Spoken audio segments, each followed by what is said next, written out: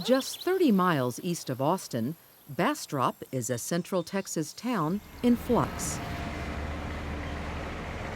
As rural life here becomes more urban, economic expansion and a growing population seem at odds with pine-covered hills and small-town charm. But some believe Bastrop's natural roots remain vital to its economy, that the river that brought life to Bastrop still holds a key to its future. Our clear, clean Colorado right now. The river looks great today. On a crisp winter day, Getting myself oriented. a few concerned citizens meet with a biologist to survey some riverfront property. This is the 6-mile float down to this takeout site. Now popular as a river access point, this land has been a lot of things over the years. You can see that there's been a problem with ATV usage. Mostly, it has been abused. It's been a pretty rough area. The gravel operations moved all the soil around and kind of made mounds.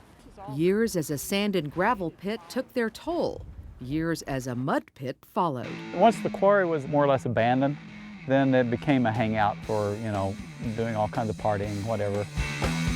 And people like to do four-wheel mudding and those types of things.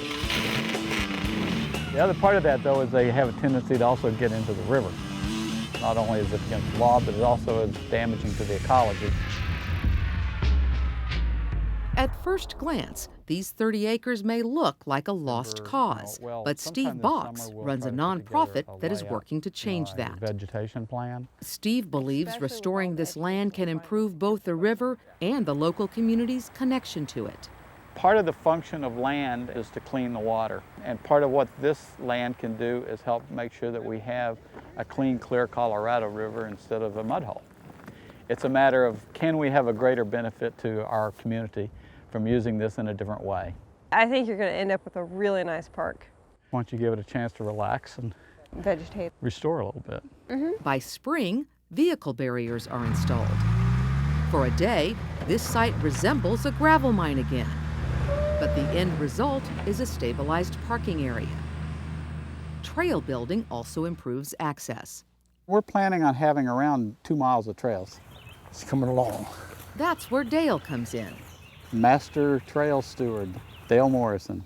I have trails built in New Jersey and Nevada and California. With his favorite tool, It's got the sharp ends on here to chop with and this here to rake with. Dale has spent how many hours? A whole bunch. Hacking, chopping, and lopping trails along the river. Still got to widen it and put road bed on it there. It's hard work, It grows pretty fast. even for a young man.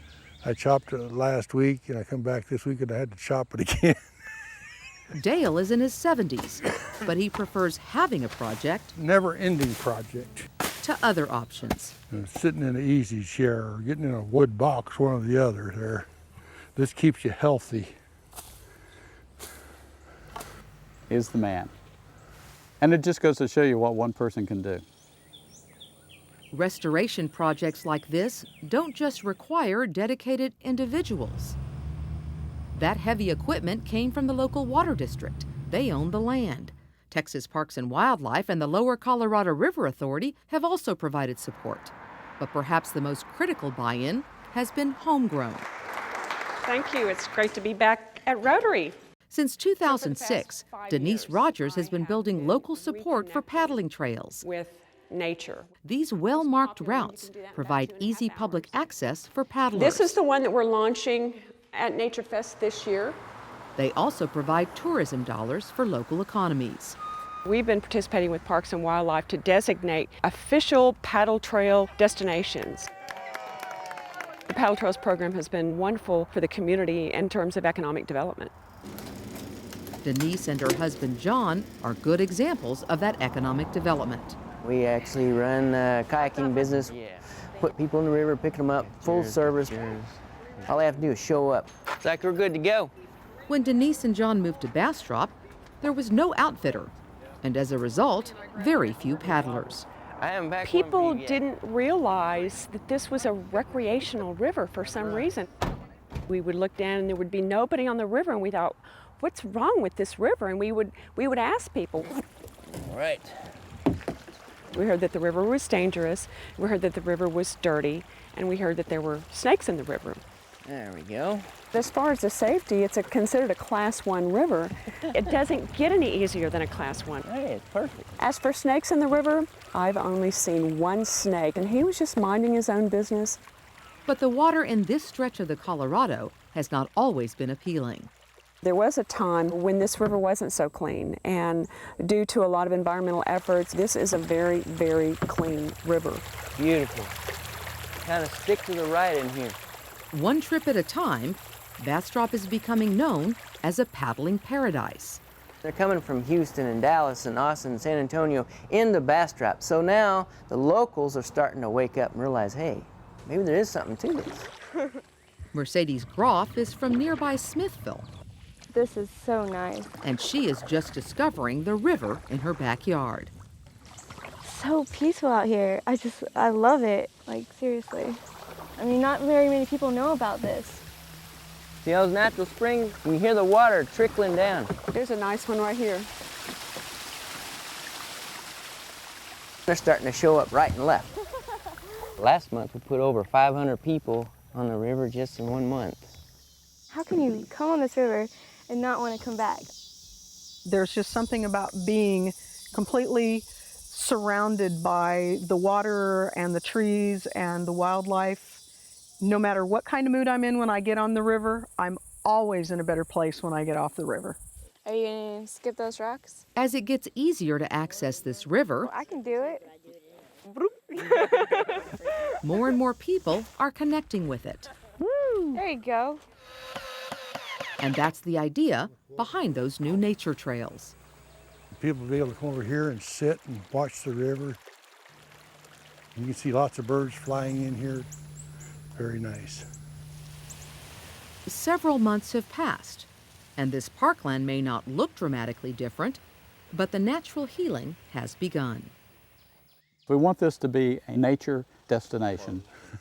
People that want to commune with nature, to love nature and be a part of it, to come down here and experience that and be able to take home the memories and take home the trash. We'll let them take home the trash too. The same way natural restoration of this land can't happen overnight, respect for nature grows slowly too. It is discouraging, but the behavior is already changing. You get people down here that want to respect the property and want to respect the river and respect each other, and you know, suddenly there's respect. The attitude is changing, and we love that. Perhaps the biggest sign that Bastrop is reclaiming its river is a now annual event called Nature Fest. Nature Fest is basically an opportunity to get the community to know the river better so that they can have it in their heart to protect it. You all set? Yeah. Have a good time. They can get in the water, they can paddle. There you go. All right, have you done this before? We're getting kids and parents on the river for the first time. They've never been on the river, which is a great thing. Bastrop would not even be here if it were not for the lower Colorado River. What we are doing is just reconnecting it with its past. This really is the crown jewel of Bastrop.